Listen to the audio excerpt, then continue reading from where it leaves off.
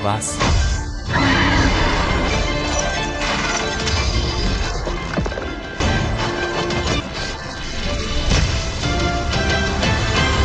Di bawah tatapan orang banyak, Yao Ling yang kini menyerupai iblis haus darah dengan tubuh membengkak dan aura brutal menatap dingin ke arah musuhnya. Di hadapannya, Lindong perlahan bangkit berdiri di atas kepala binatang Huang, meski wajahnya pucat pasca persembahan darah, sorot matanya tajam memancarkan permusuhan yang membekukan. Tanpa basa-basi, Yao Ling menerjang secepat kilat, simbol kutukan di tubuhnya bersinar saat ia melancarkan tinju berenergi darah yang sangat masif. Serangan yang sanggup melukai ahli tingkat 8 Yuan Nirvana itu disambut tenang oleh Lindong. Seketika, bayangan hitam besar merobek langit, sebuah kibasan ekor raksasa menghantam tinju tersebut hingga langit bergetar dan memaksa keduanya terpental mundur akibat ledakan energi. Yao Ling tak memberi jeda, ia kembali menukik bak Raja Wali melepaskan rentetan tinju darah yang terakumulasi di udara alih-alih menyerang langsung.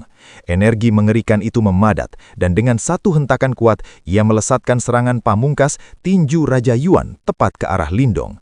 Suara mendengung memenuhi angkasa saat ribuan tinju energi memadat menjadi satu segel merah seukuran telapak tangan. Di dalamnya terwujud siluet samar dengan aura penghancur langit, menandakan dikerahkannya seni bela diri jiwa yang mematikan. Serangan itu melesat dan menghilang dari pandangan, namun energi mental Lindong segera mendeteksi ancaman yang muncul tiba-tiba di belakang mereka. Ekor raksasa binatang Huang mencoba menghalau, tetapi seketika tertembus oleh kekuatan penetrasi tinju tersebut. Melihat pertahanan lawannya jebol, Yao Ling menyeringai meremehkan. Lindong tetap tenang dan mengubah segel tangannya. Seketika, mata raksasa binatang Huang terbuka, membuat kekuatan Yuan di sekitarnya mendidih dan meredupkan cahaya langit. Mata yang kini merah darah bak lautan kematian itu menembakkan seberkas cahaya yang mewujud menjadi cakar miniatur binatang Huang. Serangan cahaya itu melesat ganas, membelah langit untuk menghantam tinju Yao Ling dengan benturan keras. Guncangan hebat melanda seluruh area. Cahaya darah meledak di angkasa layaknya tsunami raksasa, meratakan pegunungan di sekitarnya hingga nyaris menjadi tanah datar. Dampaknya melemparkan Lindong dan binatang Huang ratusan meter ke belakang, membuat mereka menabrak bukit batu sebelum berhasil menstabilkan diri dengan susah payah. Lindong menyadari betapa fatalnya serangan itu, namun insting bertarungnya segera bereaksi terhadap bahaya yang mendekat. Ia berbalik cepat, memadatkan cahaya hijau menjadi perisai sisik tebal, tepat saat Yao Ling muncul melancarkan serangan kejutan. Tinju bersimbol kutukan hitam itu menghancurkan perisai sisik hijau dan telak menghantam tubuh Lindong, memaksanya terlempar mundur sembari menahan darah yang hendak keluar dari tenggorokannya. Tanpa memberi celah, Yao Ling mendarat di punggung binatang Huang. Dengan senyum dingin yang kejam, ia kembali menerjang maju, bertekad menghabisi Lindong tanpa memberinya kesempatan sekecil apapun.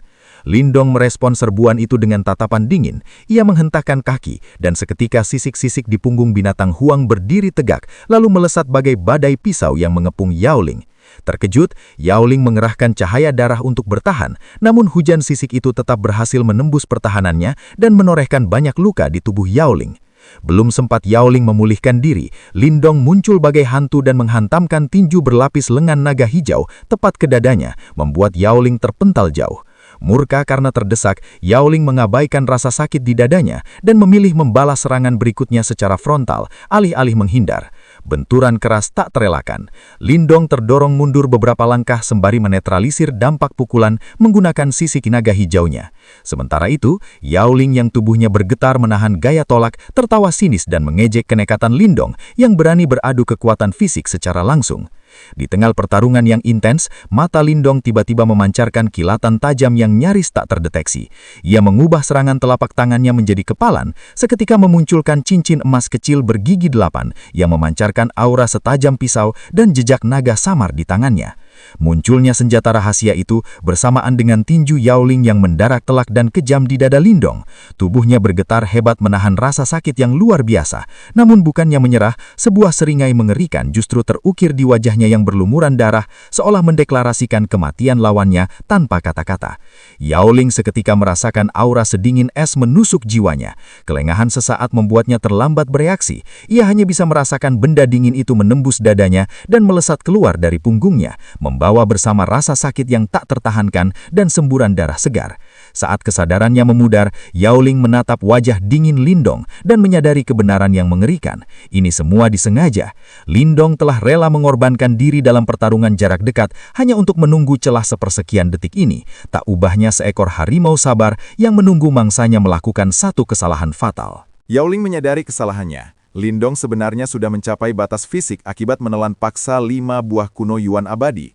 Dan seandainya Yaoling memilih taktik mengulur waktu, ia pasti menang. Namun penyesalan itu terlambat. Dengan sisa tenaga dan wajah pucat menahan sakit dari lubang menganga di dadanya, Yaoling menendang Lindong menjauh sebelum mundur terhuyung ke arah pasukannya. Tanpa membuang waktu, Yaoling memerintahkan Luoyi dan para ahli gerbang segel iblis untuk segera menghabisi Lindong yang sudah tak berdaya.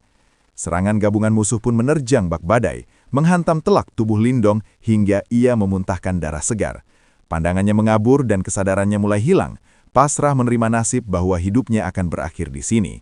Namun saat tubuhnya terlempar ke belakang, ia tidak menghantam tanah yang keras, melainkan disambut oleh dekapan lembut yang familiar. Dalam pandangannya yang samar, tampak wajah cantik Ying Huan yang matanya memerah menahan tangis. Gadis itu mendekapnya erat, sementara aura pembunuh yang pekat memancar dari suaranya saat ia berteriak memerintahkan penatuamu dan kakak perempuannya untuk membalas serangan dan membantai musuh-musuh yang telah melukai Lindong. Kesadaran Lindong terombang-ambing dalam kegelapan pekat.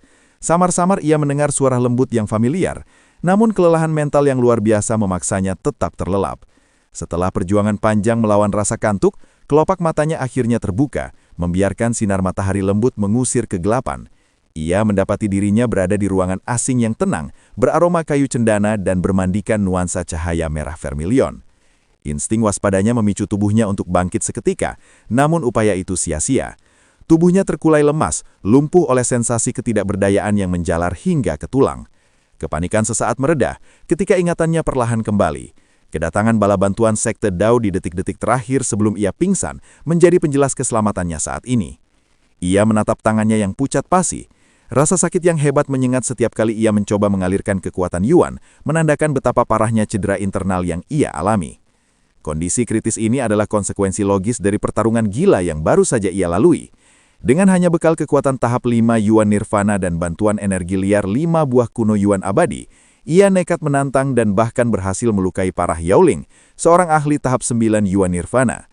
Kini tubuhnya yang rusak menjadi saksi bisu dari perbedaan kekuatan yang ia pangkas secara paksa itu. Prestasi Lindong yang mampu memojokkan Yaoling, ahli tahap 9 Yuan Nirvana, padahal level kultivasinya jauh di bawah, adalah keajaiban yang cukup untuk mengguncangkan seluruh wilayah Suan Timur. Namun, harga yang harus dibayar sangat mahal.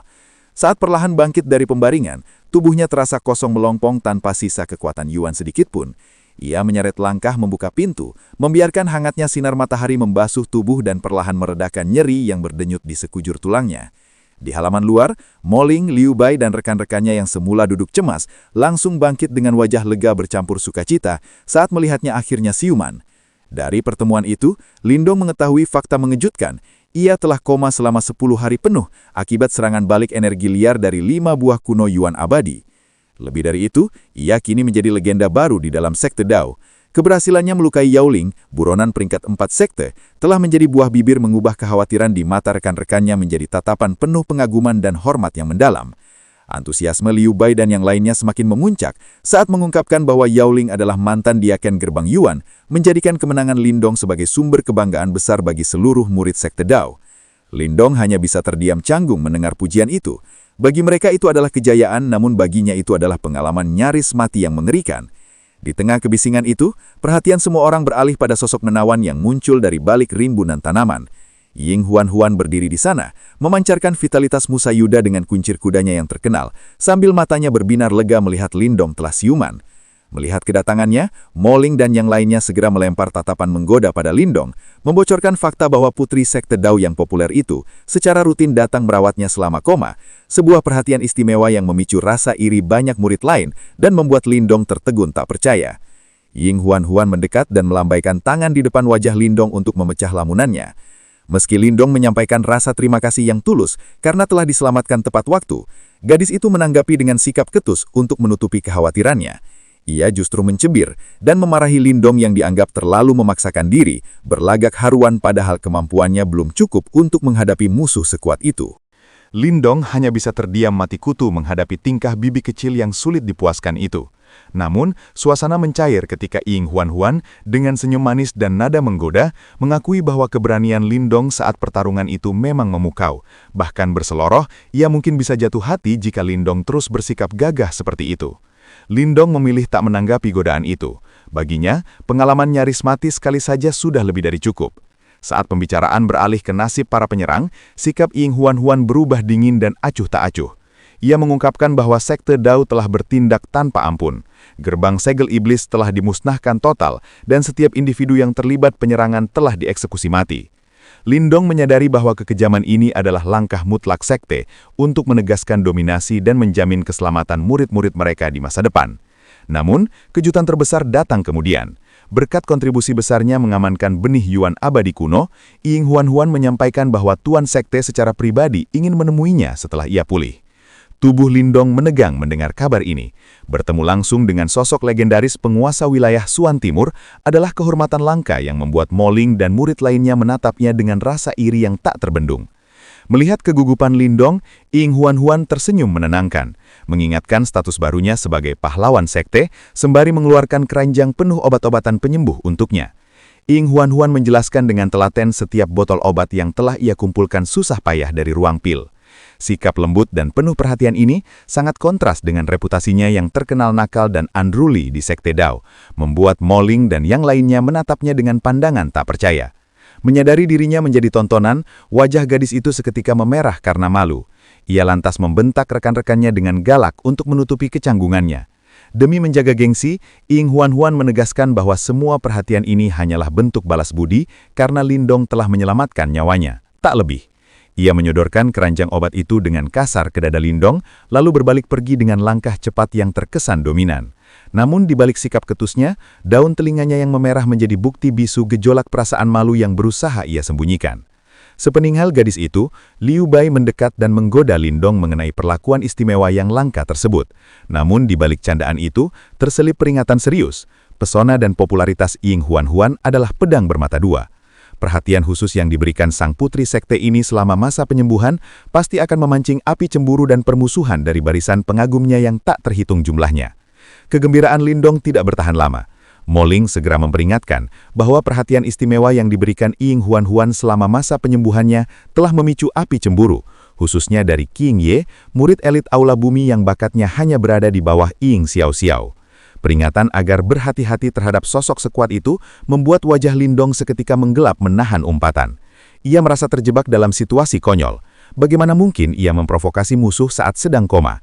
Namun bantahan keras Lin bahwa tidak ada hubungan spesial di antara mereka menjadi sia-sia. Tatapan teman-temannya yang terpaku pada keranjang obat penuh perhatian di tangannya seolah membantah semua kata-katanya.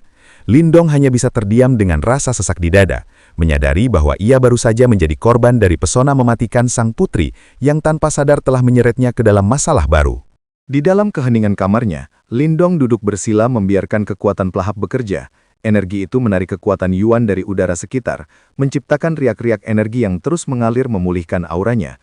Setelah 3 jam bermeditasi, tubuhnya bergetar pelan, mengembuskan gumpalan uap putih keruh yang membawa sisa-sisa racun luka dari dalam dirinya. Saat matanya terbuka, sorot tajam dan rona wajahnya telah kembali sempurna. Ini menandai akhir dari 5 hari masa pemulihan intensif untuk menyembuhkan serangan balik akibat penggunaan paksa buah kuno Yuan abadi. Namun, di balik kesembuhan itu, Lindong merasakan kejutan menyenangkan. Kekuatan Yuan dan energi mentalnya melonjak drastis, bahkan samar-samar ia merasakan ambang terobosan baru. Ia menyadari ini adalah berkah tersisa dari 5 buah sakti tersebut. Meski sebagian besar energinya habis terbakar saat pertarungan mematikan melawan Yao Ling, sisa 10 hingga 20% yang kini terserap permanen ke dalam tubuhnya sudah cukup untuk mendorong kultivasinya ke tingkat yang lebih tinggi. Walau hanya menyerap sebagian kecil energi itu, dampaknya luar biasa. Lindong merasakan kekuatannya melonjak, membawanya tepat ke ambang terobosan tingkat selanjutnya. Dengan tubuh yang kembali bugar dan penuh tenaga, ia melangkah keluar kamar dengan senyum terkembang. Di halaman, 2 sosok senior dari Aula Desolet, Chen Zhen dan Udao telah menunggunya. Melihat kondisi muridnya yang telah pulih total, Udao tak bisa menyembunyikan rasa bangganya. Ia memuji keberhasilan Lindong mengamankan benih kuno Yuan abadi yang tidak hanya mengangkat martabat aula mereka, tetapi juga membawa manfaat besar bagi seluruh sekte Dao. Namun pujian itu diselingi nasihat tegas dari Chen Zhen. Meski terkesan dengan keberanian Lindong menahan pasukan gerbang segel iblis sendirian, ia memperingatkan agar Lindong tidak lagi bertindak senekat itu di masa depan. Menangkap nada kekhawatiran tulus dari sang tetua, Lindong menerima teguran itu dengan anggukan patuh tanpa membela diri. Melihat sikap rendah hati murid kebanggaan mereka, kepuasan di mata kedua tetua itu kian dalam. Tanpa membuang waktu lebih lama lagi, Wu Dao pun menyampaikan tujuan utama kedatangan mereka. Tuan Sekte telah menunggu untuk bertemu dengannya secara pribadi. Lindong mengikuti kedua tetua melintasi hamparan luas wilayah Sekte menuju Puncak Dao, pusat otoritas tertinggi sekaligus kediaman Tuan Sekte. Gunung raksasa itu memancarkan aura keagungan yang begitu pekat dan berbahaya, hingga insting Lindong memperingatkannya untuk menahan diri dan tidak sembarangan menyebarkan energi mental di sana. Di tebing menuju puncak, mereka melewati dua sosok tua berjubah abu-abu yang tampak rapuh namun menyimpan kekuatan mengerikan. Tatapan sekilas dari mata keruh mereka membuat aliran kekuatan Yuan di tubuh Lindong tersendat dan kulitnya merinding, seolah seluruh rahasianya telanjang di hadapan mereka. Kedua penjaga gerbang yang ternyata berada di ambang tahap kematian misterius itu hanya memberikan senyum kaku sebagai izin lewat, sebuah demonstrasi nyata dari fondasi kekuatan Sekte Dao yang menakutkan. Sesampainya di platform batu giok putih di puncak gunung yang berkabut, tiga sosok telah menanti kedatangan mereka. Selain Ying Huan, berdiri seorang wanita jangkung berparas serupa, namun dengan aura yang sangat kontras. Jika Ying Huan memancarkan vitalitas yang lincah, wanita berambut panjang di sebelahnya memancarkan ketenangan dan kelembutan yang elegan. Tanpa perlu perkenalan, insting Lindong segera mengenali identitas wanita anggun di sebelah Ying Huan. Tekanan energi samar namun kuat yang memancar darinya, menegaskan bahwa ia adalah Ying Xiao, kakak seperguruan tertua dari Aula Langit yang legendaris. Di sisi lain, berdiri seorang pemuda berbaju hijau yang gagah, melengkapi barisan penyambut itu. Ying Huan menyambutnya dengan gurauan hangat mengenai daya tahan fisiknya yang luar biasa. Namun suasana mencair menjadi canggung ketika Lindong menyinggung runtuhan obat-obatan pemberiannya. Wajah gadis itu seketika merona. Ia buru-buru menepis rasa malunya dengan menegaskan kembali alasan balas budi semata sebelum segera menarik kakaknya untuk diperkenalkan secara resmi. Menghadapi sosok paling berpengaruh di kalangan generasi muda Sekte Dao, Lindong tak buang waktu lama. Ia segera menangkupkan tangan dan memberikan penghormatan yang pantas dan penuh takzim kepada Ying Xiao.